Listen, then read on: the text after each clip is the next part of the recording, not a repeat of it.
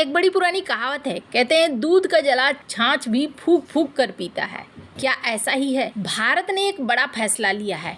न रूस पे भरोसा, न चाइना पे भरोसा और न ही अमेरिका पे भरोसा कर रहा है भारत। आखिरकार भारत ऐसा कौन सा सिस्टम ला रहा है? वहीं दूसरी तरफ अमेरिका और भारत की बैठक हुई और इस बैठक के बाद क्यों सवाल हो रहे हैं कि भारत आगे क्या एक्शन लेगा और अमेरिका ने भारत से क्या मांगा है।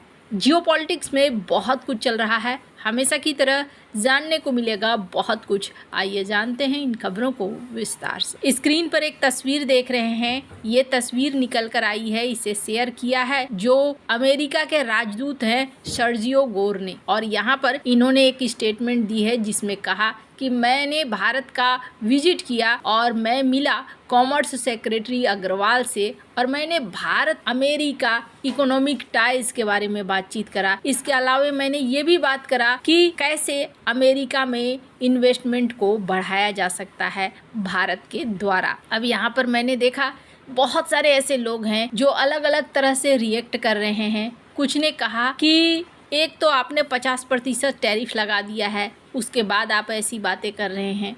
कुछ ने कहा कि आपने तो कहा था डेड इकोनॉमी है, उसके बाद डेड इकोनॉमी को आप कह रहे हैं कि अमेरिका के अंदर निवेश करो। तो वहीं कुछ ने ये भी कहा कि अमेरिका $30 ट्रिलियन वाली इकोनॉमी है, भारत $4 ट्रिलियन वाली इकोनॉमी है और भारत को अमेरिका कह रहा है कि हमारे देश के अंदर निवेश करो। खैर, अब भारत क्या करता है ये तो आने वाले दिनों में देखने को मिलेगा, पर इतना जरूर देखने को मिल रहा है कि भारत ने अब फूक फूक कर कदम उठाना शुरू कर दिया है। सर्जियो गोर जो कि अमेरिकी राष्ट्रपति डोनाल्ड ट्रंप के करीबी सलाहकार हैं और 6 दिन की यात्रा पर आए हैं, अलग अलग इन्होंने भारत के प्रमुख लोगों से मुलाकात करी। अभी की बात करें तो अभी भारत और अमेरिका का व्यापार $191 बिलियन तक पहुंच गया है, लेकिन अमेरिका का व्यापार घाटा $45.8 बिलियन है। ऐसा लग रहा है जैसे अमेरिका चाहता है कि भारत भी कुछ निवेश का ऐलान करे, कुछ ऐसा निवेश जो बड़ा निवेश हो, जिससे कि एक हेडलाइन बने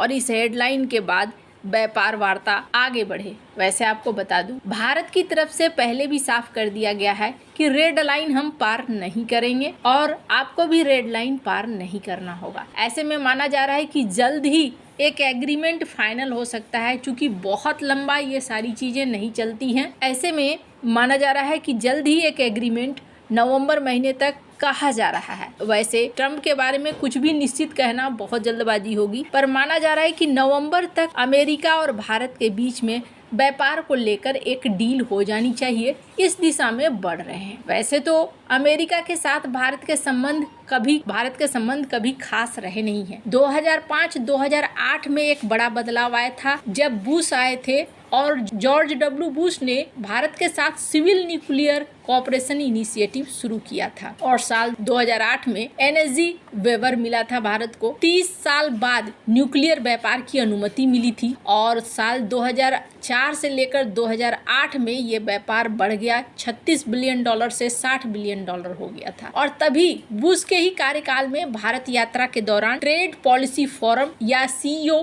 फोरम का शुरुआत हुआ, तो जो आज भी चल रहा है। अब यहाँ पर अगर बुश की बात छोड़ दें तो ओबामा के समय में भी भारत के डिफेंस के समझौते हुए थे। $10 बिलियन का व्यापार सौदा हुआ था। अमेरिका में 50,000 नौकरियां भी बनी थी, क्योंकि भारत ने P-8 पोसाइडन C-17 ट्रांसपोर्ट विमानों का ऑर्डर दिया था और फिर व्यापार भी $100 बिलियन पार कर गया था। लेकिन ट्रंप का पिछला कार्यकाल भी भारत के लिए व्यापार के लिहाज से ठीक नहीं रहा है और ये कार्यकाल भी। पिछले कार्यकाल में जीएसपी के स्टेटस को हटा दिया गया, वो भी डोनाल्ड ट्रंप के द्वारा, और इस कार्यकाल में 50% का टैरिफ लगा दिया गया। लेकिन हाँ, इस मुलाकात के बाद एक चीज जरूर है कि रास्ता खुला है भारत और अमेरिका के बीच में व्यापार वार्ता को लेकर, समस्याओं को हल करने को लेकर, और दोनों ही ऐसे हैं जिनको एक दूसरे की जरूरत है। पर भारत को इस बार काफी हद तक संभल कर चलना पड़ेगा और ये भारत संभल कर चल भी रहा है। भारत ने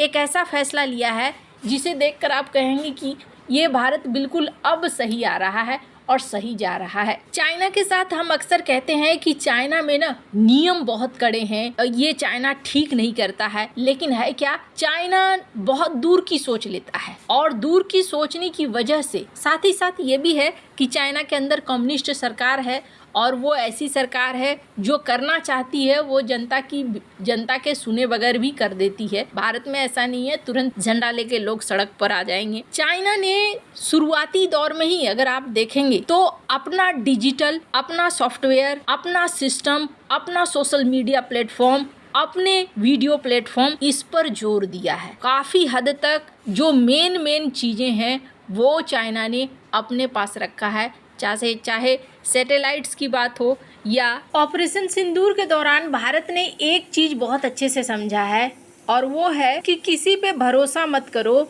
खुद पर भरोसा करो। जिस तरीके से चाइना ने अपने आप को सुरक्षित किया है बाहर के हस्तक्षेप से भी और बाहर उनका संवेदनशील डेटा नहीं जाए उसके लिए भी, वैसा ही अब भारत भी कर रहा है। दरअसल आज से कुछ समय पहले भारत ने एक ऐलान किया था और उस ऐलान में कहा था कि भारत सरकार अब सड़कों पर टोल प्लाजा के बिना टोल वसूली के लिए GNSS सिस्टम लगाएगी। और इस सिस्टम में क्या होगा, इस सिस्टम में रियल टाइम लोकेशन को सैटेलाइट से ट्रैक किया जाएगा और अपने आप टोल कट जाएगा, जिससे ट्रैफिक जाम कम होगा और यात्रा भी बहुत तेज होगी। और इसके लिए भारत ने एक ट्रायल भी लिया था और ट्रायल पूरी तरीके से सफल भी हुआ था। देखने को मिला था 20% तक ट्रैफिक जाम नहीं हुआ और बहुत ही अच्छे तरीके से ये चल पड़ा था। भारत ने ट्रायल के लिए इस्तेमाल किया था GPS सिस्टम को, लेकिन अब भारत भरोसा नहीं कर पा रहा है। कहा जा रहा है कि भारत के पास 3 ऑप्शन दिए गए हैं, GPS का,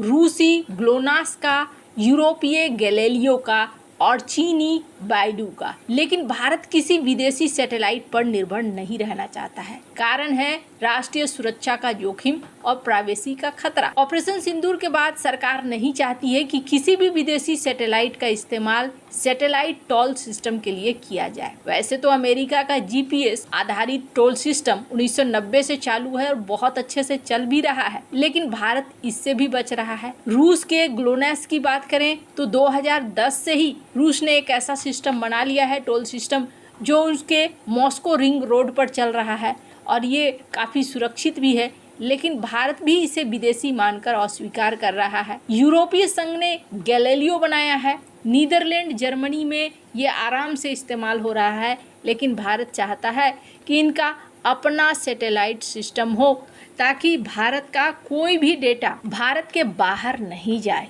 और भारत इस मामले में अब जोखिम नहीं लेना चाहता है। वैसे देर आए दुरुस्त आए, पर हाँ, इसकी वजह से क्या होगा, भारत का जो ये प्लान है ये अभी कुछ महीनों के लिए या हो सकता है साल भर के लिए आगे बढ़ जाए। साल भर बाद ही भारत अब यहाँ पर लगा पाएगा। आपको क्या लगता है, भारत का ये निर्णय सही है या नहीं? कमेंट कर अपनी राय जरूर बताएं। जल्द मिलते हैं अगले वीडियो में नई खबर के साथ।